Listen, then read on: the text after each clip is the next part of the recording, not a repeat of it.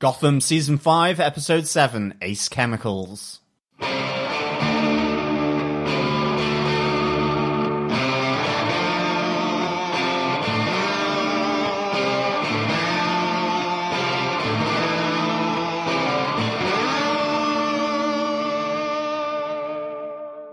I'm David Mazouz, and you're listening to Gotham TV Podcast. This is Andrew Sellon, Mr. Penn on Gotham, and you're listening to Gotham TV Podcast. This is Robin Lloyd Taylor, and you are listening to Gotham TV Podcast. This is Francesca Root Dodson. I play Echo on Gotham. You're listening to Gotham TV Podcast.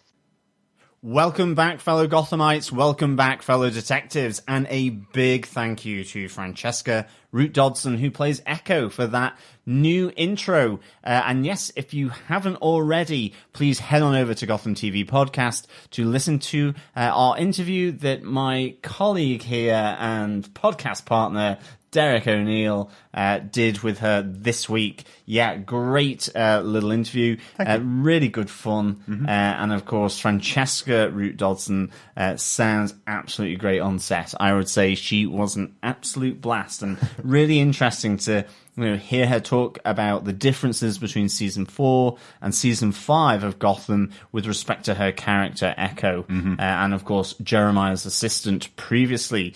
So yeah, great stuff. Thank you. Yeah, it was really good to talk to her, and that laugh that she has is so infectious. I really enjoyed our chat, I must say. It's really good, isn't it? But, fellow Gothamites, this is Gotham TV Podcast, and we are on episode 137, where we are looking at Gotham Legend of the Dark Knight, Season 5, Episode 7, Ace Chemicals.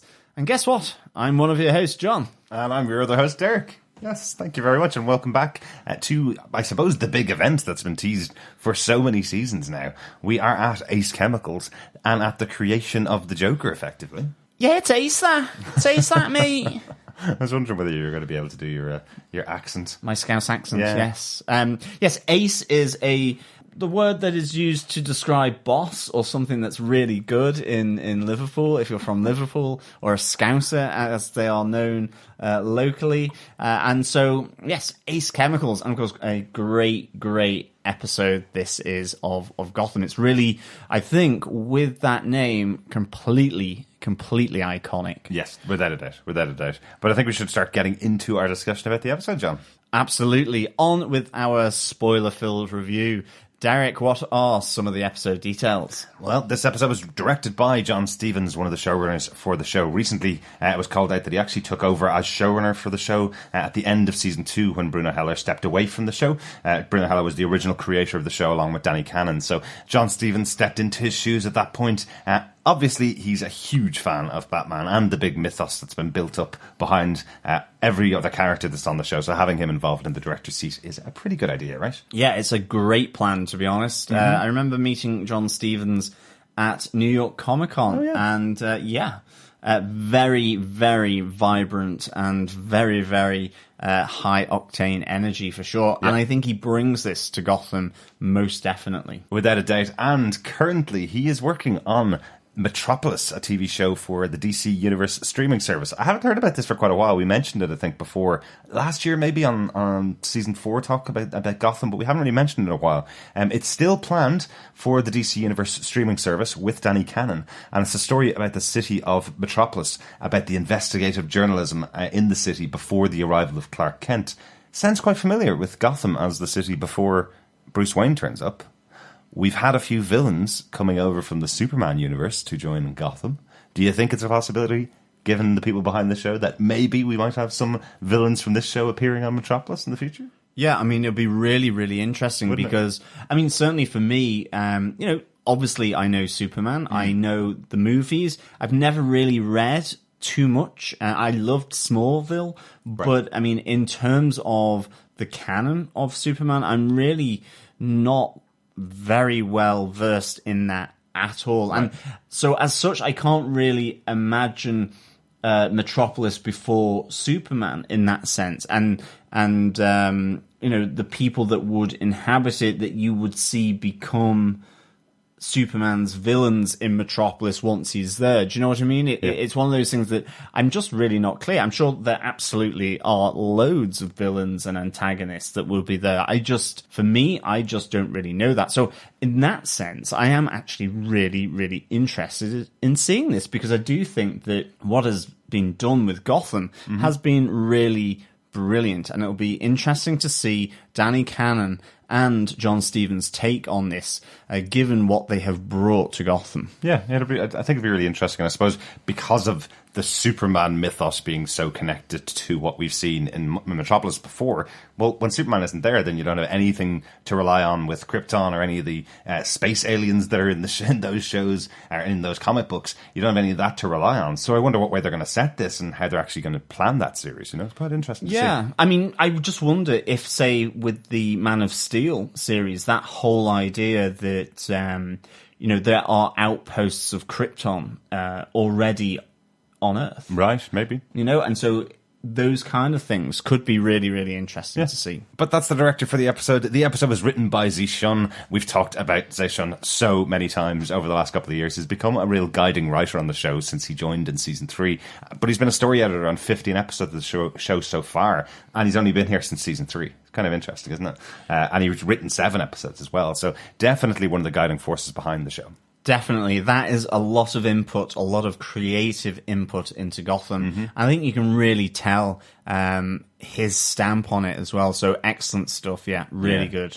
And I will say there's a very interesting interview that was out this week with Danny Cannon about Gotham, about the creation of the show and how they have kept it running the whole time. Danny Cannon is one of the writers on the show as well, as we all know. He's written a bunch of episodes, but he says what he likes to do is bring on the same writers and the same directors over and over again because of how Gotham works as a universe being quite different from other shows. So this is the reason why we see the same people coming back over and over again. The writers that capture the universe of Gotham and the directors that capture that universe of Gotham, they like to stay on board because it's such a different way of doing things. So that's the reason. But it's a really good interview. If you haven't read it yet, pop on over to our Facebook group at facebook.com/groups/Gotham TV podcast, and it's in the feed in there. But John, do you want to tell us what they gave us with your synopsis for the episode?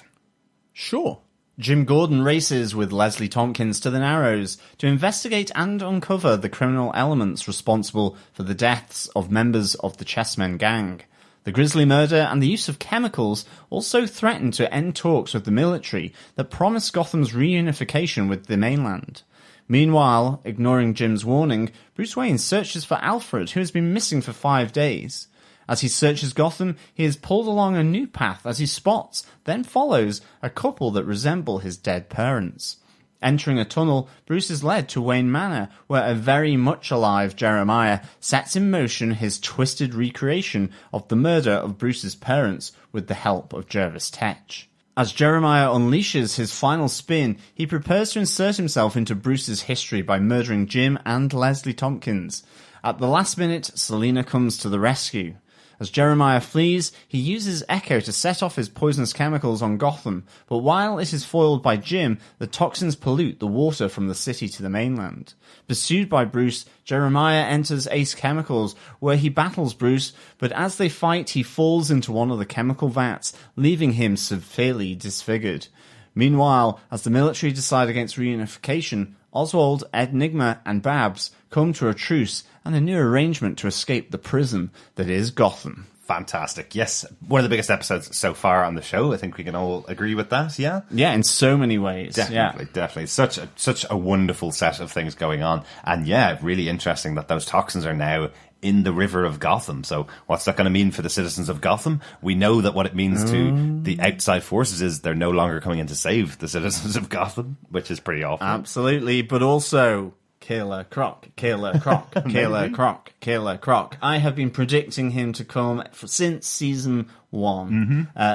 He may not arrive the way I predicted, but nonetheless, if Killer Croc isn't created from a whole load of poisonous chemicals going into the waterways, polluting the sewers, I don't know how he's going to get created. It'd be so interesting if we see him next week. I think you'd be very happy, we'll say. I really would, yeah. I'd definitely make it in our WTF video for YouTube, wouldn't it? It certainly would, yeah. Excellent. Right, let's get on to our case notes for this week. Case note number 1, A Path to Wayne Manor. John? Yes. the path to Wayne Manor is littered with newspapers from a different time and multiple sightings of Bruce's dead parents. That must have been really, really freaky.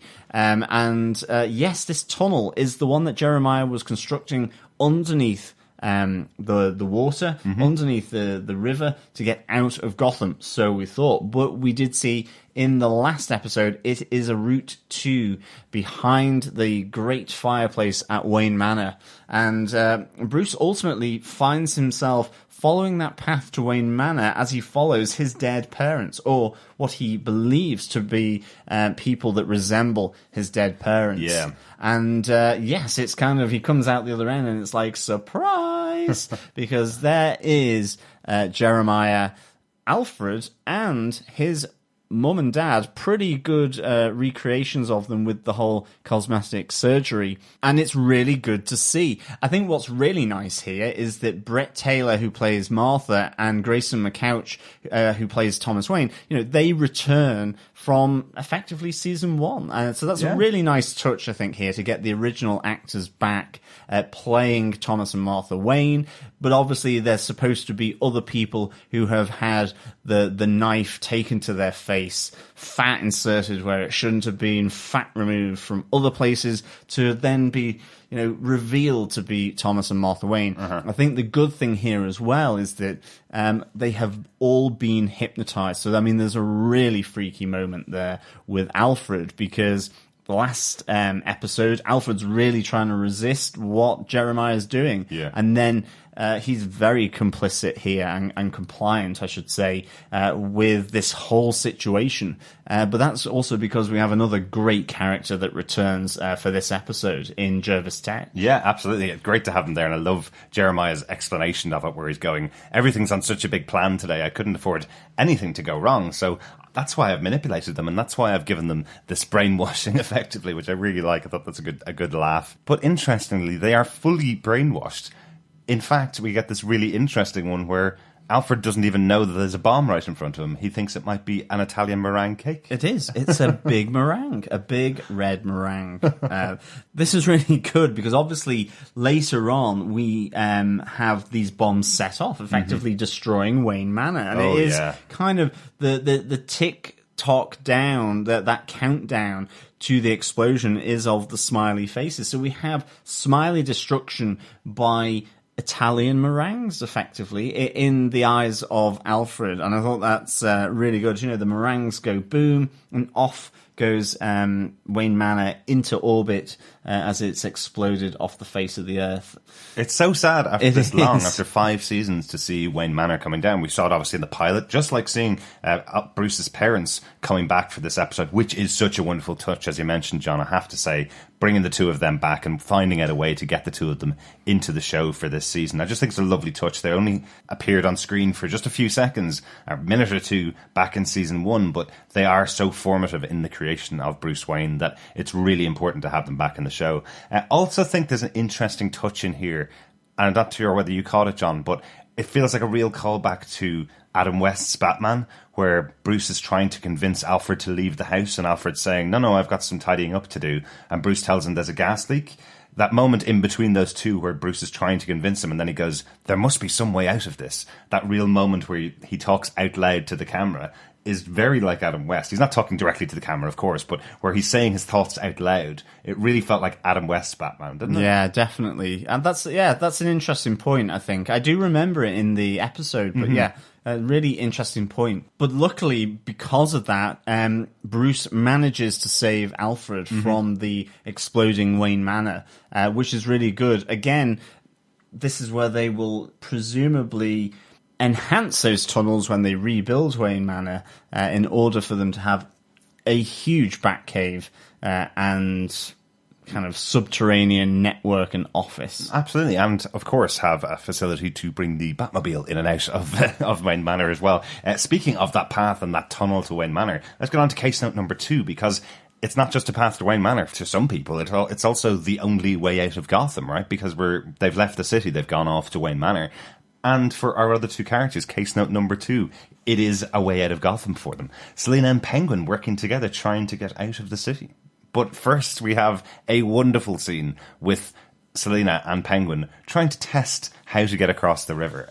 This is probably my favourite moment of the episode, my comedy favourite moment of the episode. Yes, I mean, this is literally Penguin testing the water with live human subjects.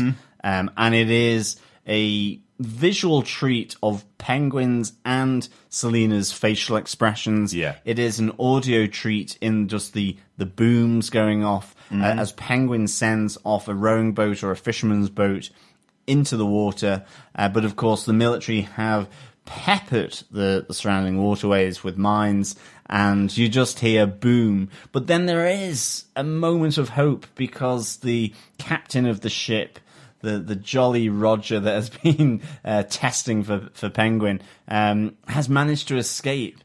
And then you just hear that other boom.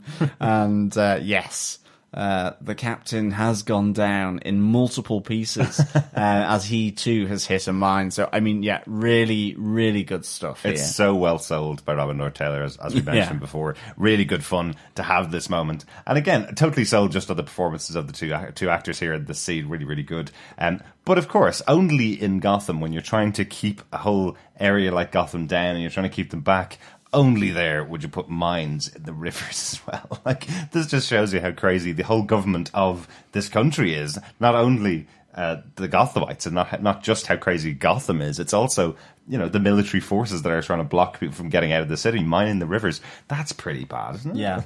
But the waterways are not the way to go. But of course, Selena knows about this tunnel that Jeremiah was creating, and so brings Penguin to the tunnel, says that there is this other way out.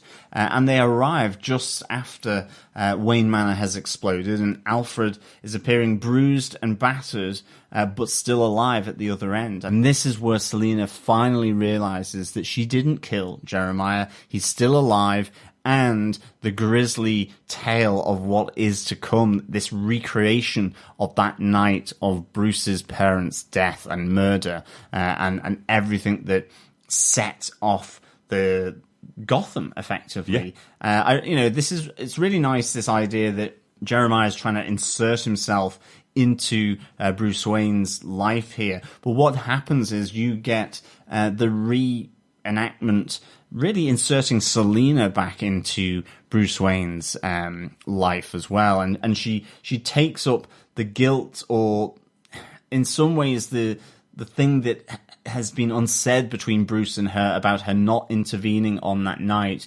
simply just watching, and she turns it around in order to, at this time, to intervene in what Jeremiah's plans are. So I find that really, really good. But we also hear that this relationship between Selena and then Oswald is not as concrete as we thought it might be. It's not as solid. It's kind of on shaky foundations here. Yeah, because I suppose what's interesting is that we thought that her murdering Jeremiah is what changed her, right? That's what moved her from being Selena Kyle into this uncompromising Catwoman, the person that's has killed Jeremiah and is living with the consequences. Actually, what it's done is it's made her realize that she can kill, that she's capable of killing. Even though she didn't kill Jeremiah, her instant reaction after finding out that she didn't kill him is to threaten Oswald and say, I may not have killed Jeremiah, but I will kill you if you turn on me. Completely exposing, I suppose, the truth of their relationship that she shared with Barbara earlier on in the episode. She went to Barbara and said to him, what, you actually think I'm working with him? No, he's just got loads and loads of really good stuff, so I'm going to steal all that, find out his plan to leave the city, and then kill him. Do you want in on it? Do you want to join me and we'll kill him, and then we'll both leave the city together? Which is quite interesting, that's the way they're going to go. A really funny moment between the two of them. I love how Barbara's dealing with being a parent, or the impending parenthood coming up. Absolutely, you know, yeah. Selena's kind of looking at her going, let's go together, and she goes, yeah, we'll be the single ladies of Gotham. And Selena's going, you're pregnant? Barbara, like, pointing a gun at her, going, shut up, don't say a word, basically. So really, really interesting scenes. But because of the breakdown of this relationship between Oswald and Selena, Oswald now goes to Ed to get his help, which is really interesting. He's claiming that that fate has planned for the two of them to be together. I don't know whether Oswald is losing his touch on how he's using his explanations, or whether Ed's just got a really soft spot still for him. But Ed seems to accept it pretty readily from him, even though the two of them have tried to kill each other a few times. They have kept their distance from each other quite a bit since they had that last moment on the docks, obviously. But, it's kind of saying that the reason why they should get together and get out of the city is because, well, they're both still alive, even after all the things that have happened. So that must mean that fate's trying to keep them alive for each other. It's quite an interesting concept, I suppose, from Oswald. Yeah, I think so. But it's a nice team up again.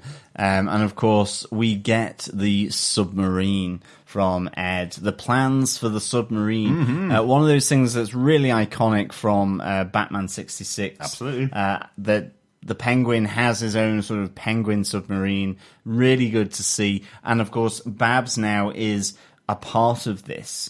She's come to kill Oswald, to take revenge on Tabitha after speaking with Selina. Selina threatened to kill Oswald. Alfred convinced her not to, and that she should go and save Bruce instead. And now, again, Oswald survives another assassination attempt. He should actually be Catman, because he has more than 9 lives. He can certainly squirm his way out of any impending tight corner. And the idea that they will go off and build this submarine to escape the mines, to get off Gotham, is tantalizing. I'm really liking the idea of this. Without a doubt, and I love Barbara's reaction to it as well, where she goes, "You've got a plan to get out of here?" And they go, yeah, submarine. Where's the submarine?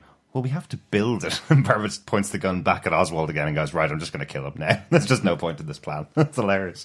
Really good moments from these characters. I love how they've been able to use all the characters this season so far. We've mentioned it a couple of times, but because we're getting to the end, they really do want to have everybody working with each other over the course of this season. They really want to find situations where you would have people that haven't traditionally sat down with each other for a while and put them in scenes together. So I'm really happy that we're seeing things like having Ed and Oswald back on screen together again. We haven't had them on screen together for a while, having Barbara on screen with the two of them. Tabitha is gone and is the catalyst, I suppose, for all of this happening. Yeah. But it's great to have, Selina genuinely being angry at Oswald and hiding it so that she can get what she wants out of him. I think that's really cool. And yeah, having all these people together. The final line from Oswald as Barbara leaves, where he goes, "So, who's the lucky father?" As if they've suddenly become friends again. And Barbara telling him to shut up. Great moments. Really, really good. Yeah, she has a great line in here where she goes, her and Selina were going to have murder halvesies on Oswald, but she's going to have to come and do it herself. And coming back to the who's the lucky father, and Ed immediately says, "You're glowing," seeing the absolute confidence that she delivers this. And I think, does Ed want Oswald to be murdered here as well? Because he certainly had the gun up in his face as well, only a few moments before. So it's just really, really good. And it kind of brings these 3 amigos together in a really dysfunctional way. So I must say, this was really, really good. Yeah, and I don't know why, but I really do like the idea that Ed's able to tell that Barbara's pregnant from across the room. Within an instant of walking into that room, he just goes, "You're pregnant. You're glowing. I can see it from across here." It seems to strike that it's having some kind of extra intelligence that Ed has, that he'd be working out the way that she's standing or the way that she's moving.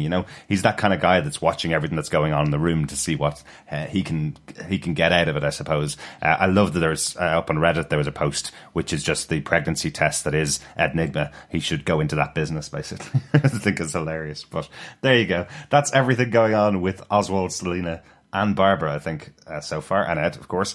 John, do you want to take us on to case note 3? Yeah, case note number 3, Leslie and Jim in the Narrows. Yeah, they're tracking down people responsible for the death of some of the chessmen, which is a gang in Gotham, and they've gone back down to the Narrows to have a look. I think the thing here is that they have a Z on the chest cut out of them. There is poisonous gas that has been used, and fake mustaches as well, all over on their top lips. So again, really interesting here. But Leslie and Jim team up to try and track down who has done this, why they have done this, because there is a sense that they will be able to reinstate the bridges so that they can connect back in with the mainland from the military. And of course, all these murders, all this different activity could jeopardize all that.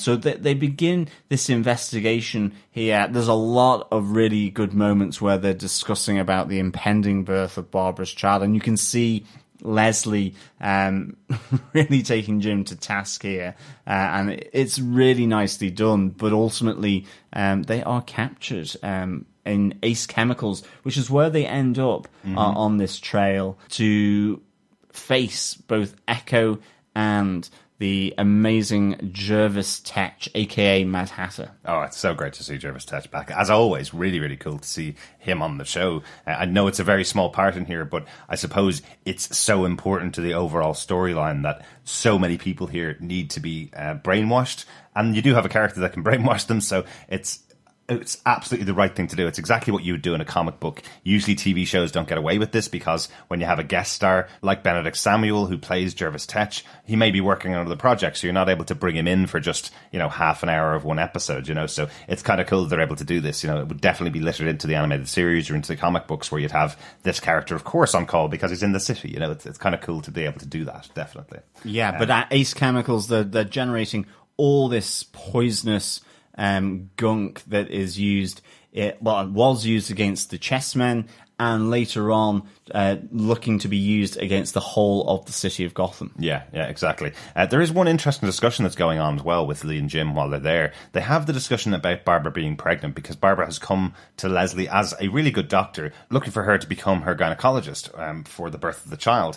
And it does make sense. Leslie is a very good doctor. She's one of the well-known doctors, and the hospital's gone. Most of the doctors got out of the city before the bombs went off, effectively, or before it was all cut off to the world. So, of course, Leslie's the right choice there. I think that's interesting. It really is. Can I just say as well, quickly interject, because Babs does a great line when she's trying to convince Leslie to be her doctor. She goes, "You wouldn't kick Jim's baby mama to the curb," which is just really nicely done. Yeah, very cool. Yeah. But interestingly, Jim is basically saying that he would. He's effectively saying, Barbara's crazy. She might be pregnant with my child, but he kind of indicates that when the baby's born, he'll take responsibility for the baby. He'll either take both of them in or he'll just take the child in and push her away, which is quite interesting, especially speaking to Leslie, a former partner of his, who's kind of saying, I don't really want to know about this. This seems like a bit of a weird thing, Remember, I didn't have my memories for a day or two. I'm only just back in this world. But I mean, after everything that happens as well in this episode, we do have Leslie and Jim. Leslie initially slaps away Jim's advances. Dare I say it, she is there's the slappers McSlapperson going on here from Leslie to resist Jim's advances. But then they go in for the full-on kiss, a massive snoggy McSnoggerson then from Jim. So, Jim has really been reconnecting with his ex-fiancés for sure. I do think as well what was nice about this whole thing in the Narrows as well was just the kind of bit more of the emotional look back, because Leslie did lose their child. It was lost with all the violence and chaos and craziness in Gotham. Well, that's when Jim went to prison, wasn't it? That the stress that she was under made her lose the baby. And it's interesting to reiterate that as well. And obviously, the reason why they're in the Narrows and the reason why Leslie and Jim are teaming up is because of all of the time Leslie spent there last season with Ed. So, as Queen of the Narrows. Yeah. So really good here. But ultimately, they do get pinned down by Echo and Jervis Tetch. Echo on roller skates, so cool, doing some really nice rebar work on Jim. That was superb, and I do like that once they're all tied up and they're kind of trying to persuade Jervis that maybe he's not a lackey to Jeremiah, but he just goes and brainwashes them anyway. But there is a fantastic moment with Echo with her walkie-talkie to tell her boss that she has them, where I think the aerial on the walkie-talkie must be about 100 meters tall or something. She just keeps racking it up. And you just notice this off screen, just slightly off center from the camera shot, and it is really funny. Yeah, when I was speaking proper kooky. Absolutely, yeah. When I was speaking to Francesca Ruth Dodson about the scene, she was saying that the whole time that's what she was doing was just playing with this aerial on the CB radio. She was saying it's about 4.5 feet tall, so that's quite interesting. It's just this huge long aerial that allowed her to, for the whole scene and while the whole conversations are going on, to just be pulling out the aerial before talking. So really good fun. Loved the scene and loved to see Echo and Jervis working together again. Remember, they were both together in the first episode of Echo. He's the one that brainwashed her to fight against Jim and Harvey, who were in Jeremiah's plant, effectively under the ground. Remember that maze that was there? Those wonderful scenes where we had Jervis Tetch working with Scarecrow, for Jerome, trying to get back Jeremiah for him, which is quite an interesting scene if you think back all that time. So great to see all these characters working together, as I said. Definitely. On to case note number 4, a return to the big night. Mm-hmm. Yes, line up, ladies and gentlemen, because it is time to go back to that night, the recreation of the death of Thomas and Martha Wayne. And wow, does Jeremiah certainly plan ahead, even bringing in the Zorro connection with Bruce Wayne and Batman. And of course, it gives the reason why we had the Zs in the chest of the chessman earlier on in the episode. So really, really good. Yes, the mustachioed chessman. I absolutely thought that Jim Gordon was going to get some kind of inspiration from them and take the moustache off one of them and put it on his face. I suppose if they hadn't been bubbling full of the toxin, he might have actually thought about it. But yeah, really interesting. This connection with Zorro has gone back for years, all the way back to the original creation of the character.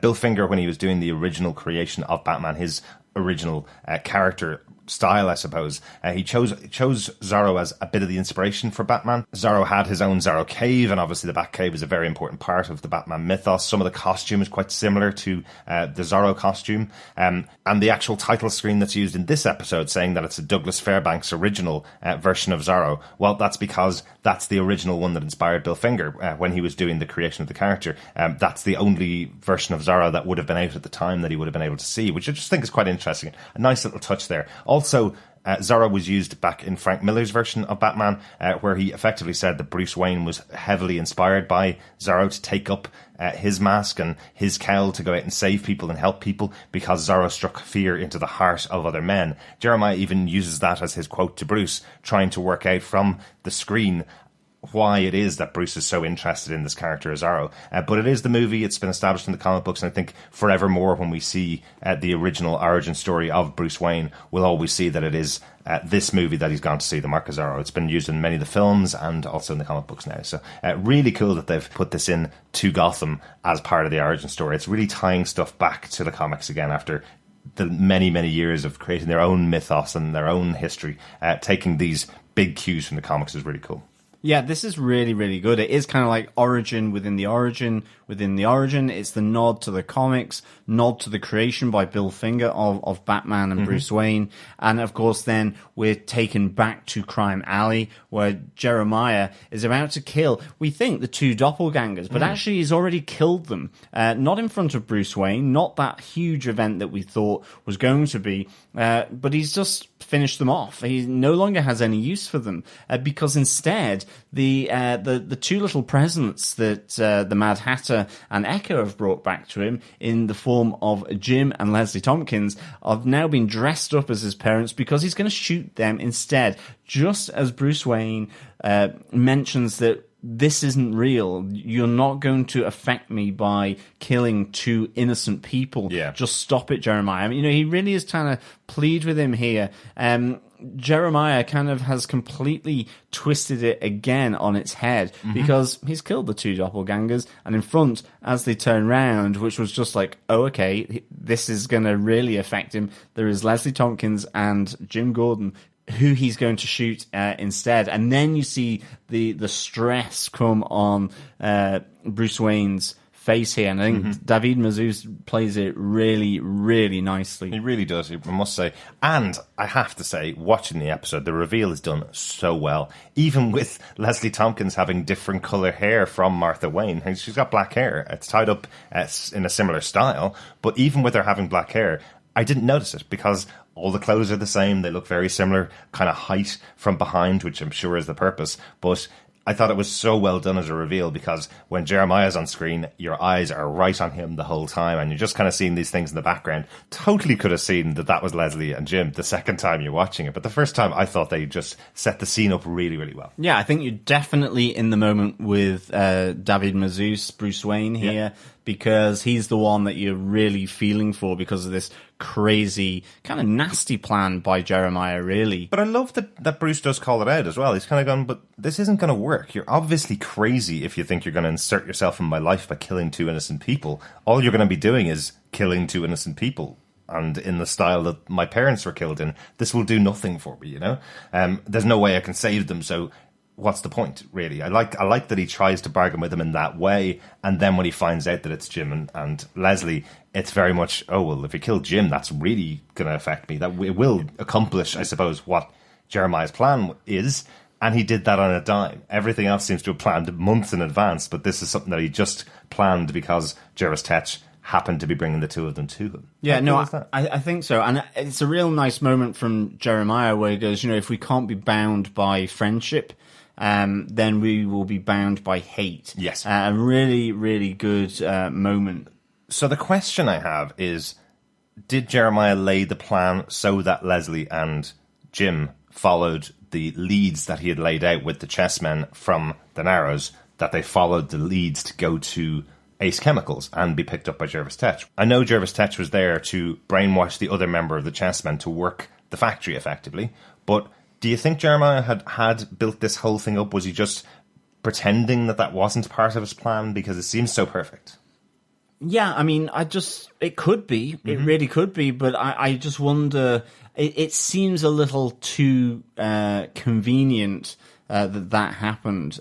Certainly by putting the bodies on display like they did, the film set, the death by the poison, the Z on the chest, it is really asking for it to be investigated, and who else but Jim? Yeah. And it's in the Narrows, so with Leslie back in town, then she has that intimate knowledge. So I think it could be, and it would play to that organization that Jeremiah has, really. Yeah. I think what he wasn't expecting was for Selina to be on the catwalk, the kind of those classic fire escapes. That is totally my fault. I'm sorry. I always put it in the notes that she's on the catwalk because it's Catwoman, obviously. But yeah, I absolutely love this tie back again to the pilot episode. She was the first character that we watched in the pilot episode, making her way to Crime Alley as Bruce and his parents are there, and his parents get killed. We've heard Selina talk about it this season,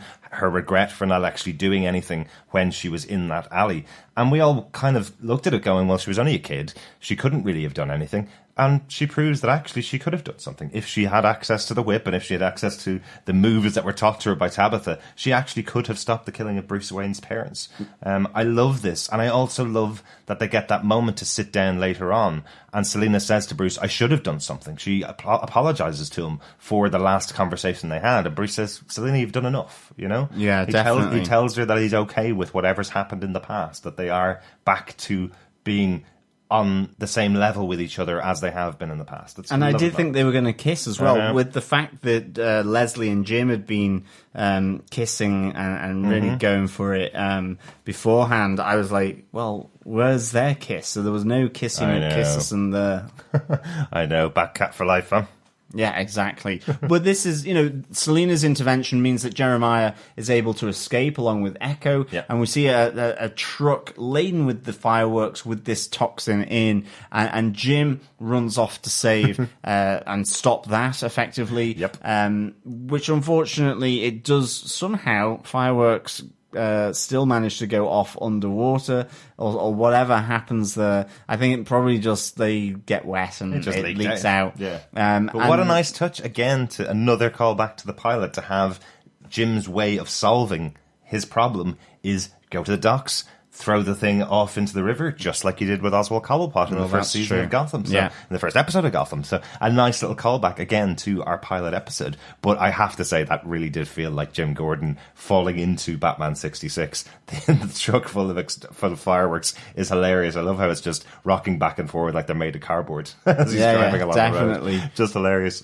Really, really good scenes. But yeah, really good. And we do get, obviously, this leading into Bruce chasing Jeremiah and Echo. Yes, and I think with that, onto our case note number 5, the fight at Ace Chemicals, because Jeremiah runs back to Ace Chemicals with Bruce in hot pursuit, and you have that, classic battle on the platform over these huge vats of bubbling chemicals, and it's really, really good. It was just done so well, and I must say I thought it was great that they included it in this, because we've had the Red Hood gang in Gotham, and of course in the comics that's one of the elements here. It's the Red Hood that falls in to become the Joker. We have in the movies with Tim Burton's Batman, we have Jack Nicholson above the vats, and Batman knocking him in and creating the Joker. It's Jack Napier, wasn't it? Jack Napier. And he was the one that had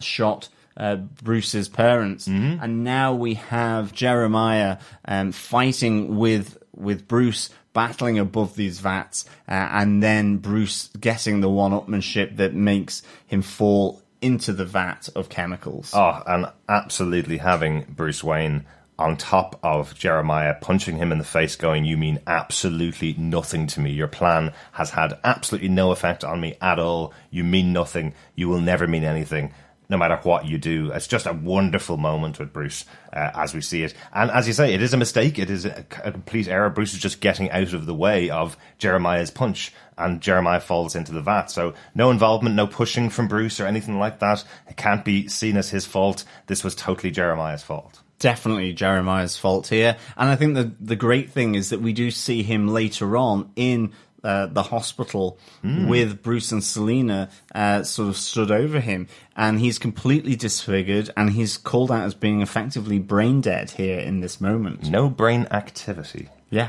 That doesn't necessarily mean they're not a threat. There are some people in the world that even with no brain activity, they're a huge threat. Well, I would say that Professor Strange may be about to come to town. Yes. A brain replacement possibly. Maybe has the brain waves of one Jerome Velasca on file from that time when he had a clone, possibly. That might be available.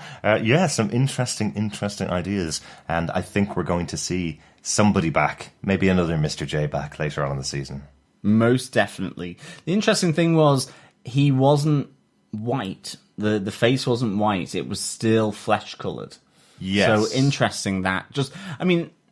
The only reason I say that is because within Tim Burton's Batman, that scene where Jack Nicholson the Joker has to put on the flesh colour foundation effectively to blend in, because underneath it's white.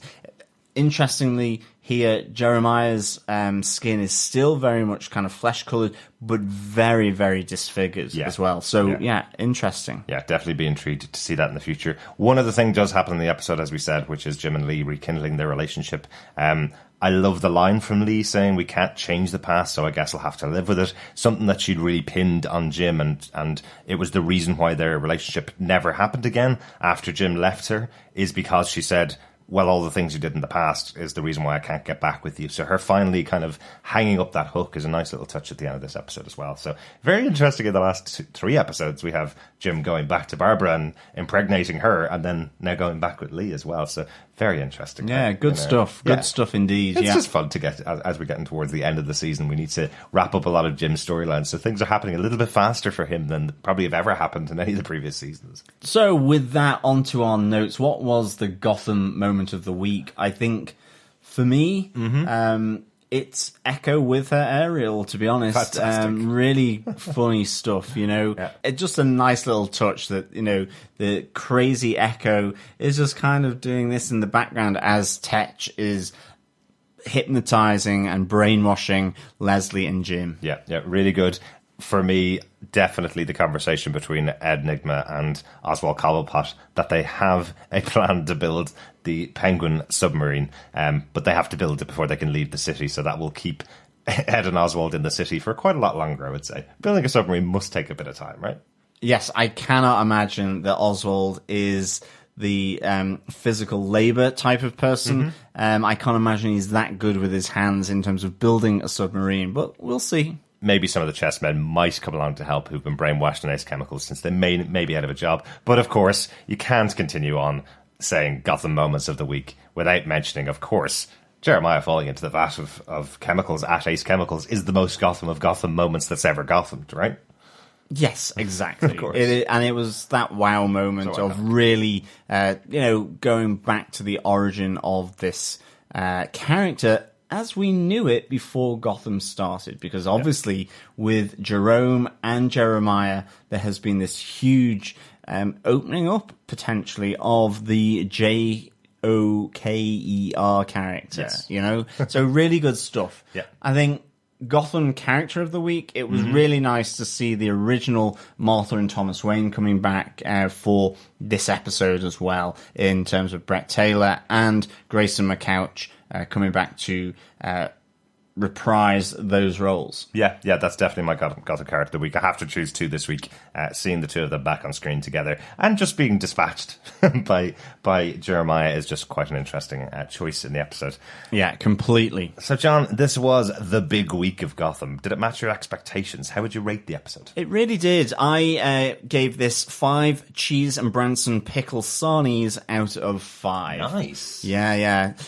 Some nice granary bread, a nice spread of Branson pickle with a good mature cheddar cheese on it. Toasted, if you will. Yeah. You can leave the aioli out for me. That seems like a bit of a hipster edition. I think so. For me. But certainly 5 out of 5. 5 cheese and ham pickle sarnies, sandwiches or toasties out of 5. But remember, be light on the Branston pickle. It's a very strong flavour. If you're trying to emulate Bruce's favourite dinner, make sure you don't use too much of the Branston pickle. It's lovely, a really nice taste to it when you're making a cheddar cheese sandwich effectively, but yeah, don't use too much of it. Very it's kind of like a chutney, so be careful with it. Treat it with respect, so to speak. Yeah. We have made a pact with one of our fellow Gothamites that we will eat some PB&J if they eat a toasted cheddar cheese and Branston pickle sandwich. So we'll see how that goes. And PB&J, for all you non-American listeners, is peanut butter and Jell-O, or also jam. Oh, definitely not Jell-O, John. That's jelly for us. So we will try that out if our fellow Gothamites are going to try out the Branston pickle and cheddar cheese sandwich. Yeah, definitely. Great episode. It had St. Patrick's Day with the river going green. It had bonfire night with the fireworks. It had Ace Chemicals for all those raves that you would do. It was really, really good. It had, so much going for the origin of the Joker and the development of Bruce Wayne with his nemesis, both connections back to Bill Finger and the development and inspiration for this character of Batman and Bruce Wayne. There is the nods to the comics, nods to the movies. So this was really, really good, and I absolutely thought it was worth the wait. So yeah, a big top 5 out of 5 for me for this episode of Gotham. Excellent. Yes, such a good episode. Really, really enjoyed it, and totally deserves a 5 out of 5 for this week. Excellent episode. Looking forward to more next week. Oh, I'm so happy. I'm seeing people talk in some of the groups on Reddit and on Twitter and in some of the groups on Facebook and stuff where they don't know when the series is going to end. So almost after every episode, people go, and is that the last episode? Because it's such a big moment and such a big episode. Is that the last one for the season? And you're going, no, we've still got 5 more to go. loads more story to get out of there from Gotham. Really, really excited to see more. Let's go on to a little bit of feedback, John. We got a bit of feedback from Sam Bacta over on Facebook. On episode 7, he says, wow, of course the standout moment was the fight between Bruce and Jeremiah at Ace Chemicals. In addition to that being such an iconic location, I loved when Bruce knocked Jeremiah down and let loose on him. You could feel the intensity from him after having endured all the mind games leading up to that. Another part I liked was when Bruce hugged Alfred in the tunnels. It was a nice moment that was juxtaposed with the sadness of seeing Wayne Manor blow up.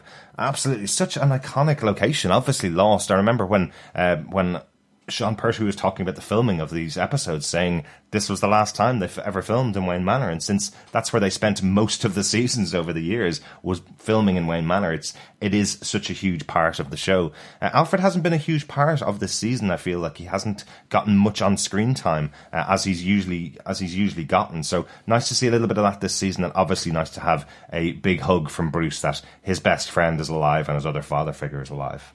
Yeah, definitely. Thank you, Sam, for that feedback. Yeah, complete iconic wow moment on Ace Chemicals. It's always nice when shows do this, I think. You know, the location, the acting, all so good. And yeah, really nice to see that. And I agree, that intensity of him sort of just repeatedly hitting and punching Jeremiah in the face was just so good. You could feel the intensity from Bruce Wayne, and you could feel that he'd been baited, and that's why it was happening. Absolutely. Yeah, you mean nothing to me, Jeremiah. Oh, fantastic. Also on Facebook for episode 7 is Richard Blaze. He says, well, that was all kinds of special. Cannot believe what a great episode that was. Love the Mad Hatter making a reappearance, and the fireworks were just spot on for the Joker. Just a few points. I thought throughout the episode there were direct camera shots from previous Batman movies, Burton and Schumacher era. Interesting. Yeah, interesting. Hopefully less from the Schumacher era. I still see you. Richard also goes, also the submarine is straight out of Batman, the movie 1966, which housed Joker, Riddler, Penguin, and Catwoman. Cannot wait for next week. Thank you, Richard. Yeah, cannot wait either. And yeah, I think the links here to Batman 66, the movies, Burton, Schumacher, and the comics, as well as referencing within Gotham, I think was really phenomenal this episode. Yeah, I really, really liked it. It kind of answered some of those people that have been going on about it all the way back from like season 1 of Gotham, where they've been going, that doesn't happen in the comics, that's not the continuity of the movies, that's not my version of Batman. And we've always been saying there's hundreds of versions of Batman. It's been going on for 75 years. There's loads of different stories, loads of different Bruce Waynes. And I love that Zishun has done this episode where he's gone, well, actually, how about we just mix and mingle little bits of those and pieces of all of those origin stories, stick them all together in this little pot and go, this is our one. This is Gotham's one, where we're going, actually, our Jeremiah, our Joker, is going to insert himself in the history of Bruce Wayne, and maybe the story, you know, like some kind of mythos will build up around him that actually it was the Joker that killed Bruce Wayne's parents because someone oversaw this or someone heard about this story. You know, I think that would be quite interesting. Yeah, so, definitely. Lovely choice. Lovely choice. Thanks so much for the feedback, Richard.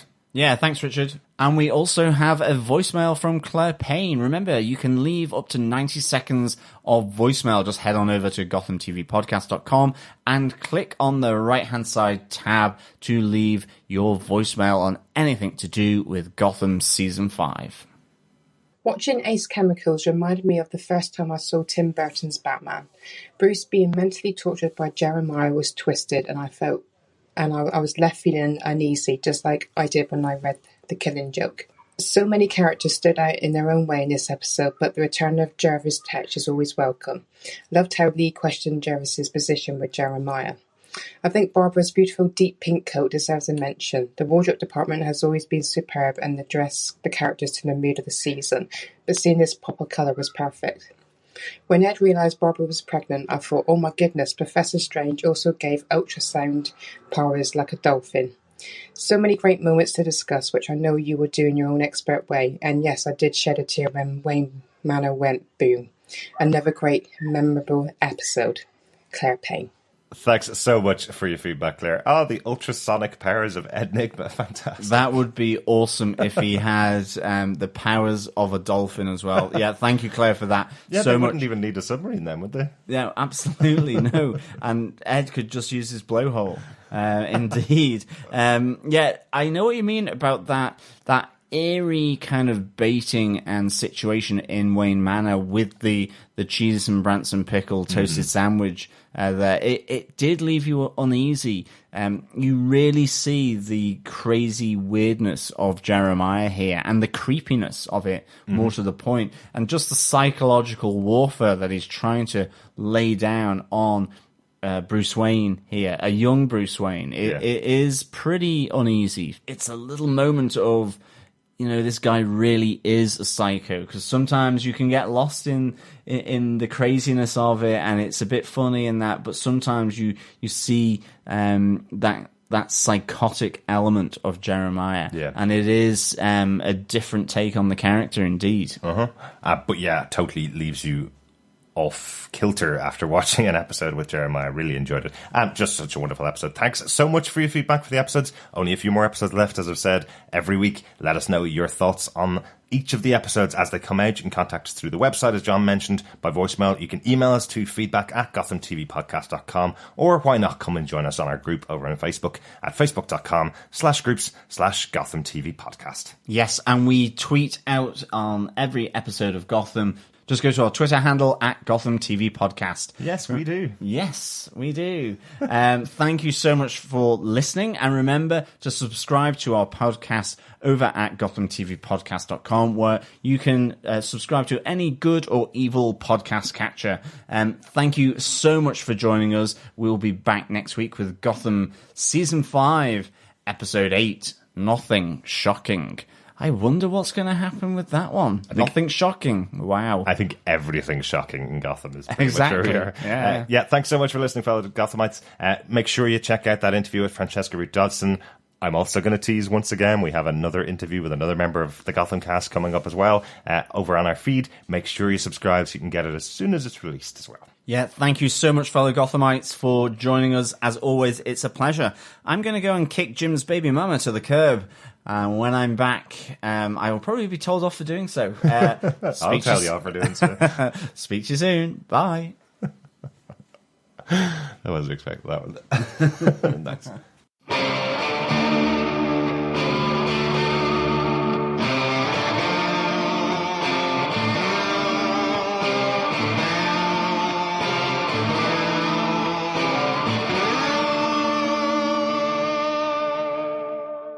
I'm David Mazouz, and you're listening to Gotham TV Podcast. This is Andrew Sellon, Mr. Penn on Gotham, and you're listening to Gotham TV Podcast. This is Robin Lloyd Taylor, and you are listening to Gotham TV Podcast. This is Francesca Root Dodson. I play Echo on Gotham. You're listening to Gotham TV Podcast.